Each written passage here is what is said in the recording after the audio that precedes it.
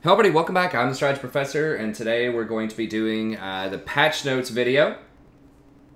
So I don't remember if I did one on the last patch or not. I don't think I did because I think I was in transition and moving, but I'm going to try to do one for every patch notes that comes out. I'll do a new tier list video for support, definitely, probably AD carry as well. We'll see about the other stuff. I might just wait until the preseason and then just catch up with all that. I'm also going to have a separate video that's all about the preseason stuff. And yeah, so stay tuned for that on the channel. So for those of you that don't know, next Tuesday is the cutoff for ranked. And then I think the preseason is going to start the Tuesday after that. So there's going to be kind of this, or that's when the next preseason patch is coming out, is the Tuesday after that. And don't forget, and I'll remind people in future videos, that your rank still matters in the preseason. Some people think that you can just goof around and do whatever. Like, where you get placed is at least in part based on where your MMR was in the previous season. So, you know, it just happens every season. There's someone that'll be like, you know, they'll finish the season gold 5, and then they goof around in the preseason, try a bunch of stuff out, end up losing a ton, and then they get placed in like bronze 3, and they're like, I don't get it. What, you know, it's like, yeah, because you lost a lot of rank in the preseason, and then when it decides where to place you, it decides based on where your last current rank is from the preseason going into the new season, not where it ends when ranked season ends. The only thing that matters about the ranked season ending is the rewards, right? So the border that you get, and if you get the skin or not, all of that stuff matters. Otherwise, the next day is just like another day of ranked. You know, it's the same thing. It still tracks your rating. Everything's the same, except it's just counting towards the rewards for the next season. Okay, but all of that out of the way, let's go ahead and get in here. I don't think this patch is going to be too impactful, honestly, on the meta. I looked it over, and I don't think it's going to matter. Like, and maybe in some cases, but I don't think, and that's deliberate. They're trying not to shake it up too much at the end of the season so that people can just, you know, try to grind out their final rank and be familiar with what's going on. And then they'll do a lot of the big changes in the preseason. Okay, so number 1, Akali. I really don't think this champion is that bad in solo queue at Plat Minus. I mean, I know at like Challenger level and at like Pro level she can be a problem, but so many people are so bad on this champion. I've seen it all the time. And her win rate is not even that high. Like, it's okay, I guess, sort of. It's like 47%. Not really that okay.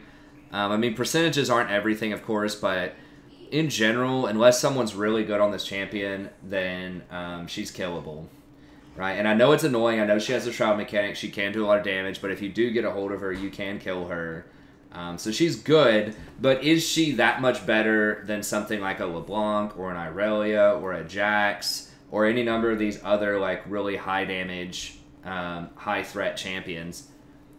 I don't think she's that much more, but they're nerfing her anyway, so it's going to be harder to last hit. I guess she had 4 last hit assist built into her kit. They are increasing the cooldown on Twilight Shroud, so it's 21 seconds now. I'm pretty sure that's what you max last. So this will be a, you know, pretty much a permanent 4 seconds for most of the game. And then they're decreasing her damage at early levels, so it's going to be harder to snowball at level 6. But then she ends up with a little bit more damage later on. So overall, pretty substantial nerf to her early game. So we'll see. I mean, if you're really good on Akali, I think you can still make her work. But I just think that most people aren't going to be that good on her, so I don't think it's going to impact the overall meta too much. I mean, she's banned a lot. Let me see. Break out the detailed mid. She's probably one of the most banned champions at mid lane. Yeah, like she's banned in 65% of the games, but she only has a 47% win rate. Irelia is banned. Like, all these champions that are banned the most actually have some of the lowest win rates, which is pretty funny. I mean, your highest win rate, like, with reasonable representation, like 5% or more, are still going to be Fizz, who's extremely problematic. Ari is very good right now. You know, Malzahar, Anivia. Talon's still pretty good. I mean, he's only 4.5% play rate, but he's still really strong. Kassadin's still pretty good. So, I don't think it's going to shake up the meta. You know, if you played Akali and she got nerfed a lot and you don't like it, you know, just play something like Ahri, play something like, you know, Kassadin, Talon. You still have lots of options if you like that playstyle in the mid lane. At least as far as like assassin, high mobility, blow people up. Okay, Fiora, I don't think this is going to matter that much. Maybe at the top end for people that are very good with Fiora. Lunge prioritizes people affected by R, even if there are vitals on other people. So, like, this is mostly for team fighting. If it's just like a huge crowd and you're trying to kill that person that has, you know, the R on them, even if someone else is there with another vital that just randomly shows up on them in a crowd, it's still going to prioritize the R target. So that's helpful. I don't think it's going to matter in most situations, but it is something that could potentially be helpful in some niche cases with Fiora. Okay, it looks like they're nerfing Jhin again. Jhin has kind of fallen out of the meta from what I've seen. I don't see him that much more.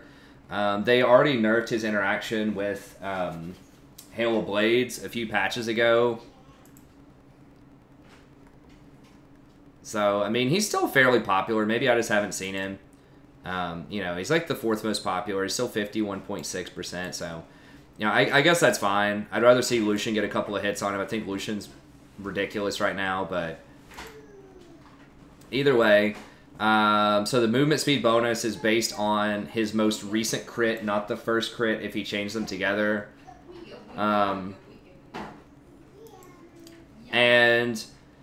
the movement speed bonus is now determined based on his attack speed when the attack fires rather than when it hits. So they fixed the damage off of Hail of Blades pretty much, but now the attack speed is based on that rather than when it hits as well. So you're not going to get the bonus attack speed off of Hail of Blades now anyways. Okay, so this only corrected the AD portion of it, but not the move speed portion of it. So now it's going to fix both of it. So whatever. I mean, he'll still be useful for what he does. He does pretty high burst damage. He has pretty good wave clear. Good if you have a support that can CC and if Jhin actually uses his CC. So, like, if you have a Leona that engages, Jhin hits his W and then drops a trap on him, you know, gets him low and then finishes him off with his ult. He can still do Jhin things, so I don't think it's going to matter that much in terms of, you know, his overall power ranking. Okay, Leblanc is losing 10 damage on her W.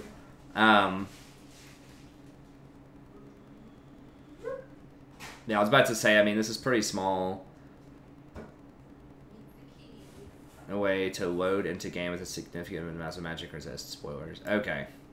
So, yeah, you can take runes for magic resist, specifically with the way they're reworking the runes. So it's kind of like the old runes. You're getting to choose what resists you want, what kind of offense you want, what kind of defense you want.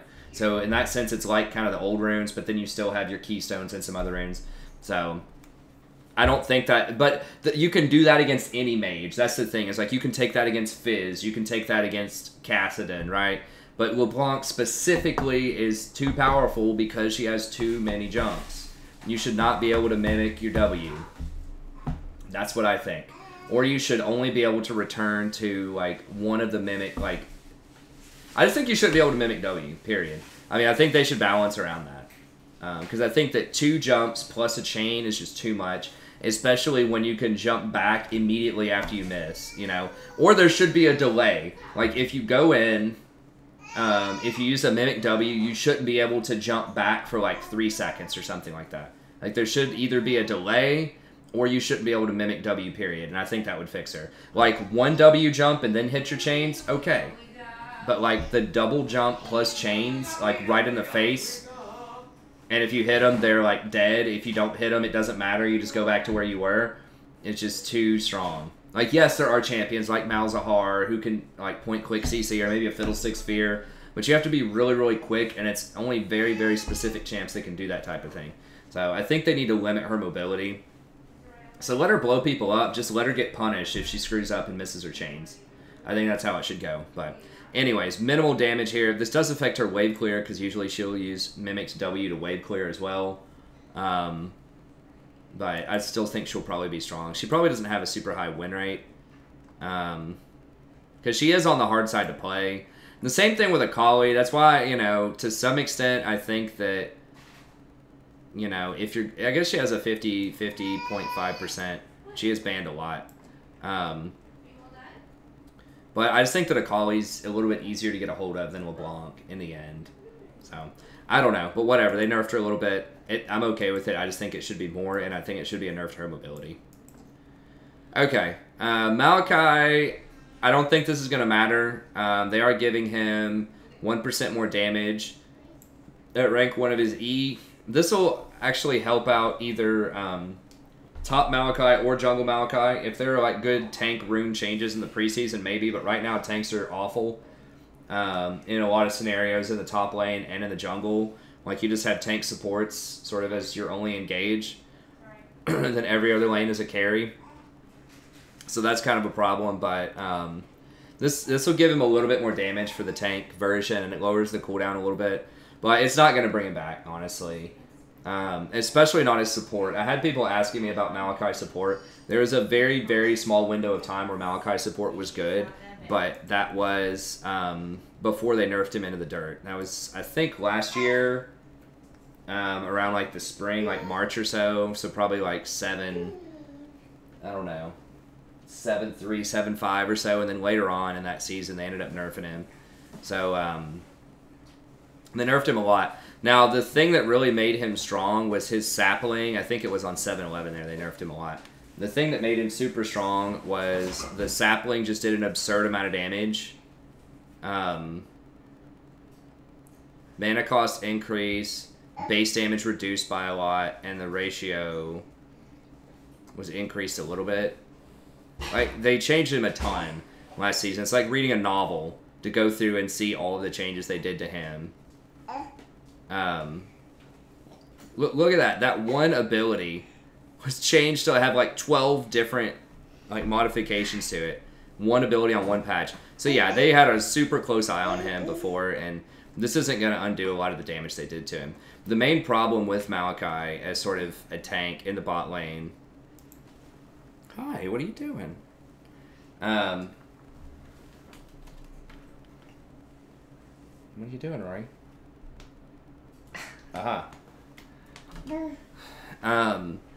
Is his engage range is really short. Twist Advantage is only 525 range. That's less than a lot of auto attack ranges. So it's really hard to like start fights with people. This is why Maokai a lot of times has to get Righteous Glory. Good job, Rory. You can help that, Dad. Oh, that's a blowout. That's a blowout. Oh no, honey. Yeah. Okay, baby, we're gonna have to go change you. Uh-oh. What was that in there? I don't know. Well, I gotta see where the pizza's gotta go out. You wanting to play with this, Roy? So that's the problem, is that right now he would fit into kind of the pure tank category. So he'd be like a Braum or a Tom type of thing. And I just think that's not really what you want right now in this meta. You want somebody who can start a fight.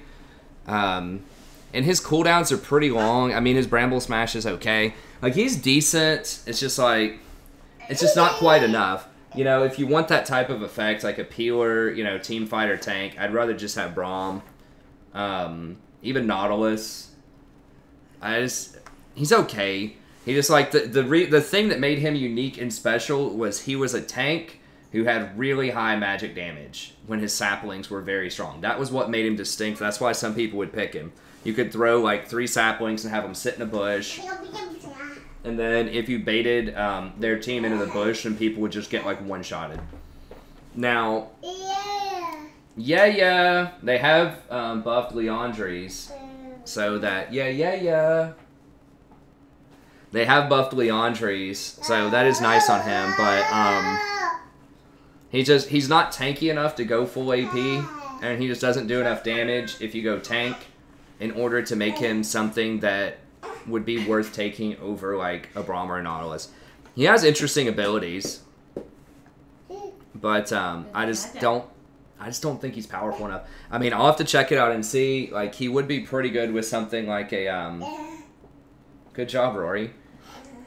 he would be pretty good with something like a like Aftershock or something like that. But really, what they need to do to like make him better as a support is bump this up at least to like 650. Like make it like an Alistar or a Rakan engage range, and I think that would help out a ton. If he could actually engage with Twisted Advance, like start a fight, get Aftershock, you know, Bramble Smash and ult, and then just, you know, I don't know, toss some saplings in some places. Like maybe that would be a little bit better, but it's just the range is so short on that. So if they buff this like 125 or so, you know, we could take another look at him. But right now, it's just not enough to make up for that short range. It's like, yeah, you can get Righteous Glory to close the gap, but that's really expensive, and you're having to like get an item that he shouldn't have to get.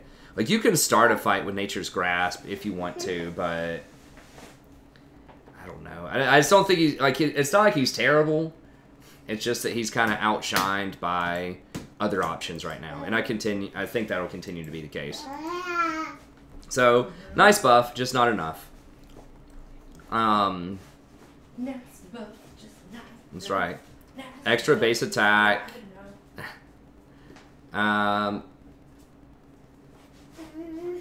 Healing, I don't know, like some healing changes. A little bit less versus non-champs. He'll sustain less in lane, but the base heal is a bit higher.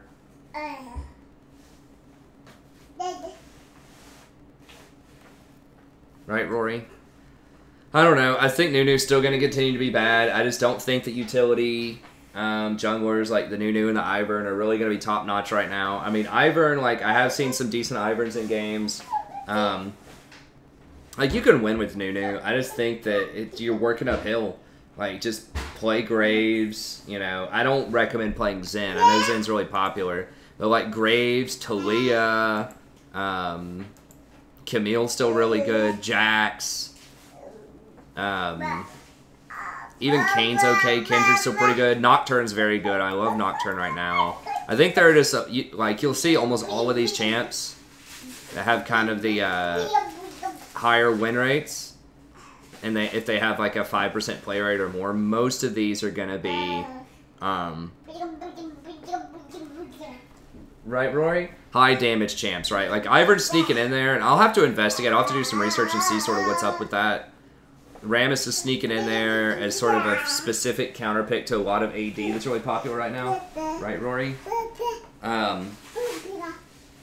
But yeah, I mean, these are mostly the kinds of champs that you're going to want to be playing. So I just don't think that Nunu fits into there too well. Is he back down in the gutter? He's at like 50%, so it's not like ridiculously bad, but it's rough. Okay, Pyke, probably one of the... Good job, Rory. Probably one of the most debated changes on this patch. Some people are going to think that this is really good. I personally think it's going to be really bad for Pyke. Because the thing that made Pyke unique, and I stress this a lot when I'm talking about tier lists and when I'm talking about patches and game theory and stuff, for a champion to be like really good, it has to be something that's relatively distinct, that other champions can't do what that champion's trying to do better. There's a lot of champions in League, and so that's the reason why, you know, you almost always see like the same 40 champions a lot of times played, is because they're just the best. They overshadow other champions that are trying to do similar stuff.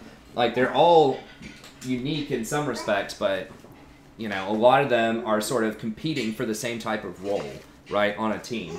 And so some people just do it better than others. But, like, what Pyke did that was unique was he has the execute, which was high damage, and he's very resilient. So you could be very tanky, and you could clean up fights and generate a lot of extra gold for your team. Bye! Bye! You saying bye, Rory? You gonna go see what Mommy's doing? Bye! But yeah, so that's what made Pyke unique, was that he had his passive was overpowered. It healed you a ton. I called this. I said they were going to do something like this before. I said they're going to nerf the crap out of his passive because it's ridiculous. And that's what made Tank Pyke possible. You could go something like Frozen Heart, Spirit Visage, and then it was very difficult to kill you. And you basically healed back your entire health bar anytime you went invisible. So his trading pattern was hook, go in for the stun with your E, use Ghost Water Dive, get back out if you need to, regenerate a little bit, go back in with your CC chain, and then start cleaning people up with your ult. So that was the deal. And he had pretty bad scaling AD on his Q and on his E, and it wasn't great on his ult. So AD was not phenomenal, and lethality wasn't that great either. It was okay, but the problem was the execute didn't scale with lethality at all because it was true damage, right? And true damage doesn't care about lethality because it already fully penetrates armor. So that was why the tank build was so good on him, and it helped him out a ton. So they tried to design him where you couldn't go tank, but now you can. So the biggest winner off of this is going to be Thresh. Like, because Pyke was kind of doing, in some circumstances, what Thresh wanted to do more reliably and with more high damage. Hey, thanks, Kosei. Thanks for the sub. I appreciate it. He was doing what Thresh wanted to do more reliably. Now, they gave Thresh a couple of buffs, and so Thresh was starting to outcompete him. But now Thresh is just going to blow him out of the water. So the problem with these changes... So the changes are... it no longer is 25% max health and then 21% per 100 bonus damage up to 50%. It's now 80 health plus 8 per 1 bonus attack damage up to 60% health. Huh. So it doesn't scale off his max health anymore. I'm trying to think about how this works. Okay, so 80 health.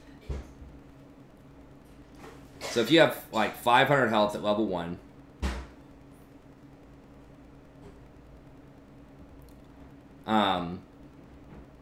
then 25% of your max health would be 100 and just 100, 125, 21 per. So if you have like 20 bonus attack damage, that'd be like an extra like 5. So it's like 130, 140, whereas now it's 80, and if you have 20 bonus attack damage, 8 health per 1 bonus attack damage. That's 160. It's 240. Huh. Is that right? Up to 60% of your max health. So if you have 20 bonus AD...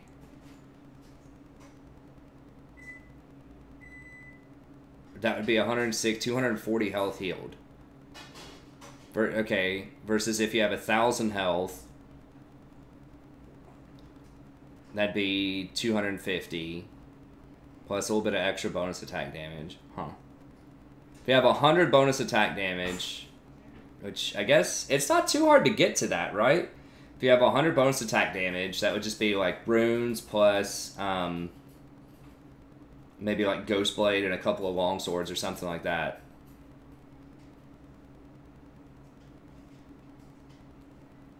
That'd be 800 health, 880 health.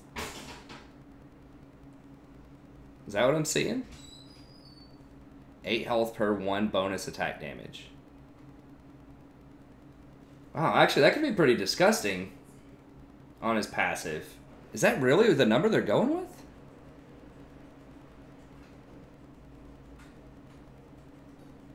I mean, it can only be up to 60% of your maximum health, but that seems gross. Like, so if you have 2,000 max health, which is a lot, maybe 1,500 max health, you know, 25% of that's going to be 300. And if you have, like, virtually no bonus attack damage, you know, maybe you get an extra 10%, be 35%. So that'd be like 450 or something health. Versus this new one, if you have 100 bonus attack damage, yeah, it's like 880. I think that could actually be a pretty huge buff. That's a lot of regen. I thought they were nerfing his regen.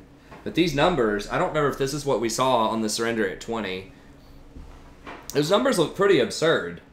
If you stack a lot of AD, I mean, it seems like you're just going to heal for like your whole health, like even more than you currently heal. Now, it's not gonna. The health is not going to be as effective because you're not going to have as much sort of tankiness. But Don't forget that any health item converts over to bonus AD as well. So this could make something like Black Cleaver look a lot more attractive, potentially. That's interesting. Okay, okay. Ghost Water Dive, movement speed.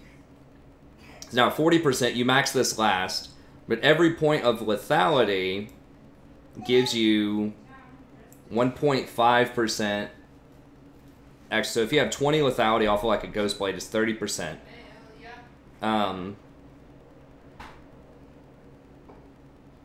So that'd be 70%. So that's actually a pretty good little buff. And the mana cost being lowered is nice.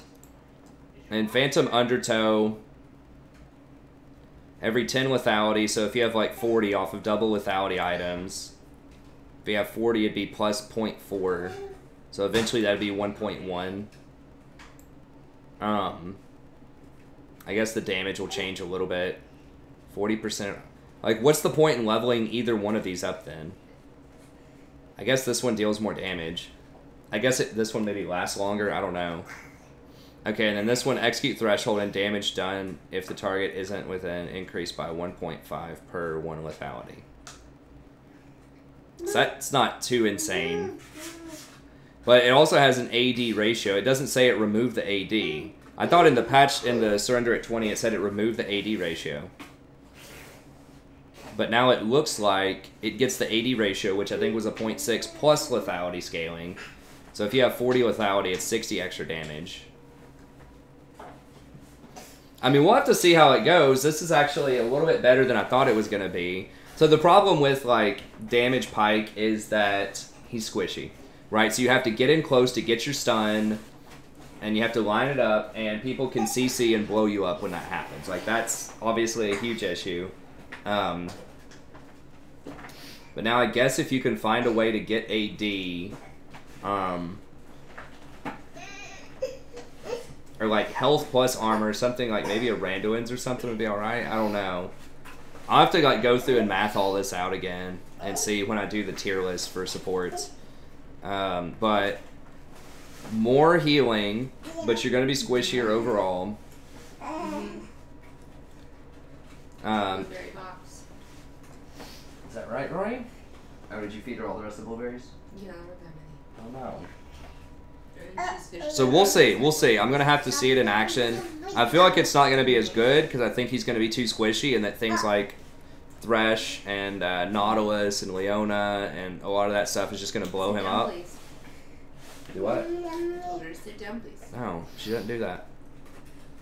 Daddy lets her do whatever she wants. She's a princess. Isn't that right, Rory? That's hashtag good parenting. You really want to try to be your child's best friend and just really let them find their own way. You don't have to give them any boundaries or guidance, right, Rory? Just let them discover the world. Would you call that woo? Is that woo speak? Probably. Uh-oh. No, let's not go get that. I'll put that up here. I don't want you to see that red button down there. Okay, Trundle. Giving him back 20 damage on his chomp. Giving him a bit more... I don't think he's going to be that good right now. Like, Trundle is an anti-tank champ. I mean, he was mostly picked against things like Scion specifically because he can stop the Scion engage with his pillar. He was good against things like Sejuani because whenever Sejuani would get her passive, he could steal her stats. And then when she lost her passive, she would lose a ton of stats off of that theft. So he was very specifically picked against Scion and Sejuani, and neither one of them are that great right now. So I don't think he's gonna be that great in solo queue. Viktor, they nerfed him. I don't think it's enough. They took 20 damage off his max rank Q, which is okay. They gave him some compensatory ability power scaling, which you have to have 400 AP to make up for the damage they took off, but it's still okay. And then Chaos Storm, they nerfed 20 damage on that. Now that is pretty significant, and 60 at max rank. 60 also at rank 2. So that, or 40 at rank 2. Okay. So that's pretty hardcore. You do get 15 more ability power per level, so if you have 200 ability power, that gives you back 30, which almost makes up for what you lost at level 11. Sit down, please. So if you're getting a lot of AP, it might be worth it, but you're still going to lose please. some damage. Sit down, please. Mommy's about to throw you out that window. You better watch out, Sit Rory. down on your bottom, please. Mommy, don't play. Mommy's coming at you. We sit down in chairs. Sit down, please. Rory. She's defying you. Sit down, please. Time Warp Tonic basically got nerfed in the dirt. Yeah, so you basically get half of the biscuit immediately, but it doesn't give you any extra efficiency. There you go. It doesn't give you any extra efficiency anymore, so I don't think you're gonna get this. I mean, this was partially to help out with like No. corrupting potion. Yeah, let her know. Baby. Let her know, Rory. There. It's a game. That's technically kneeling, but whatever. It's a game, Rory. She's gonna bust it one day because she's standing up in a chair. That'll learn her good. Well, I don't want her to crack her head open and have to go to the ER. Sounds expensive. Because she was standing in a chair. We're gonna put it on her tab. No.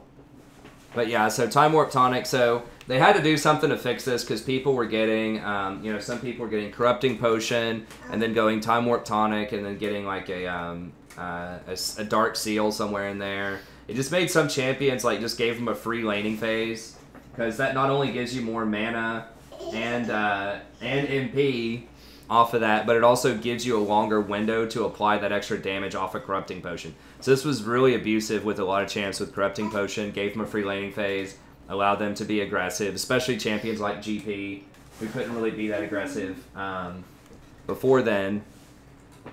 So I think this is good, a good fix. This is one of the better things. This one might actually shift the meta up a little bit. It's going to be hard for me to see.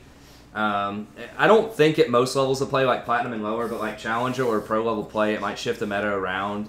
Like people who are really good with Time Warp Tonic plus Corrupting Potion might fall out of the meta a little bit.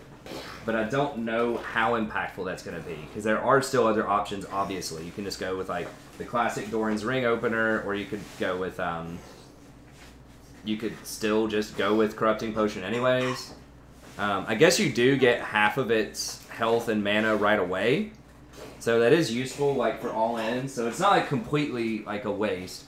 I just don't think it doesn't add any extra efficiency. It just allows you to get some of it faster, right, Rory? So yeah, that's pretty much it. I don't think there's going to be that much shift in the meta. The Pyke's probably the most interesting thing. I'm going to have to run the numbers and see it in action to see how it works, but I don't think anything else is going to matter that much as far as the overall meta goes. You got a couple of taps to some really powerful champs, but I think they'll still be powerful. And I don't think there's any meaningful bug fixes that I can tell. There's a couple of things, for like one tricks that might be helpful, but by and large, I don't think anything is going to be that impactful. But anyways, that's going to be it. Thank you very much for tuning in. I really appreciate it. And don't forget to like and subscribe if you enjoy the content. Stay tuned for the tier list that should be coming out over the next couple of days. Come by, watch the stream starting around 8:30 p.m. Eastern Standard Time most nights. And I'll see everybody next time. Have a great day.